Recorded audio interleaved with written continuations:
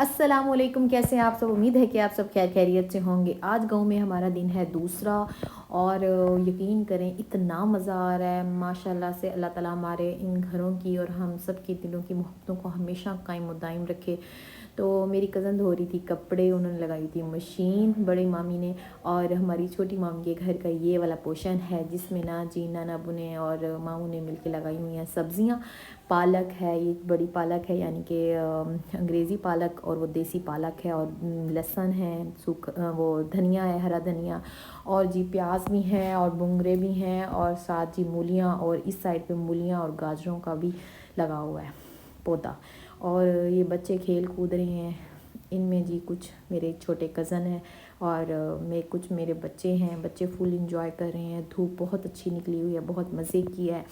آج کل تو موسم بہت ٹھنڈا ہے، اور یقین کریں کہ جب ہم لوگ وہاں گئے تھے نا ان دنوں موسم بہت اچھا تھا، اور ویڈیو کو ایڈیٹنگ کرنے میں تھوڑا ٹائم لگ گیا ہے۔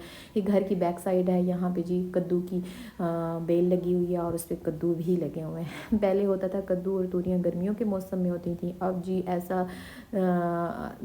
پھل آ گئے ہیں کہ اب سردیاں گرمیاں ہر موسم میں سبزیاں بھی اور پھل بھی ملتے ہیں۔ یہ ہم لوگ دیکھ رہے تھے کتنے لگے ہوئے ہیں، کون کون سے لگے ہوئے ہیں، یہ دیکھیں۔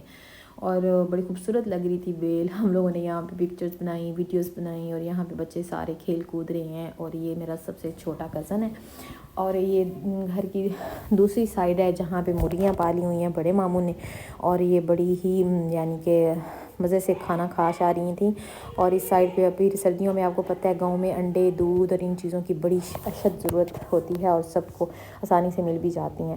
پھر ہم نے دھوپ میں بیٹھ کے امرود کاٹ کے کھائے، اور ادھر چھوٹی مامی نے بھی کپڑے دھوئے تھے، بڑی مامی نے بھی اپنے ڈالے ہوئے تھے۔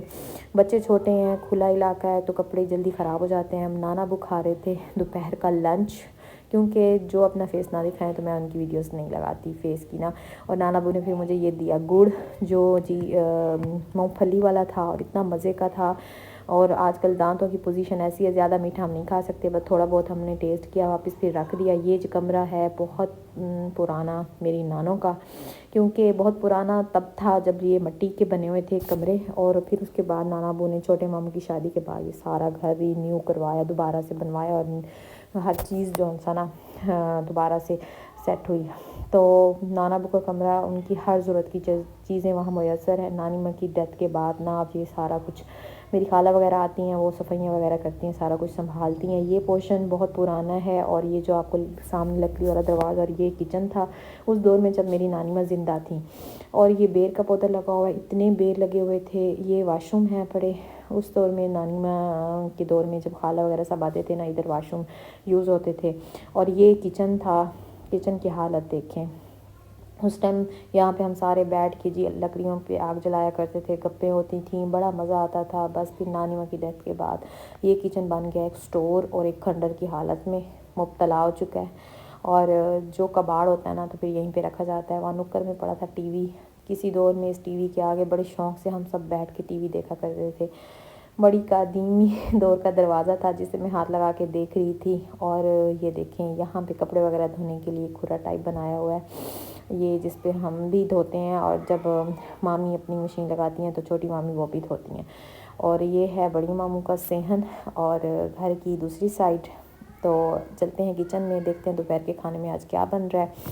کھانے کی تیاری ہو رہی ہے، آج بنا رہی ہیں مامی پلاؤ، اور ساتھ جی بن رہا ہے آلو میتھی پالک والے پکوڑے۔ میتھی بھی گھر کی ہے، پالک بھی گھر کی ہے ماشاءاللہ سے۔ یہ دیکھیں مالٹے کھائے جا رہے ہیں اس پہ چاٹ مسالہ ڈال کے۔ موسم بھی بہت اچھا ہے، مامی آ گئی ہیں کچن میں، کھانا بننا سٹارٹ ہو گیا ہے۔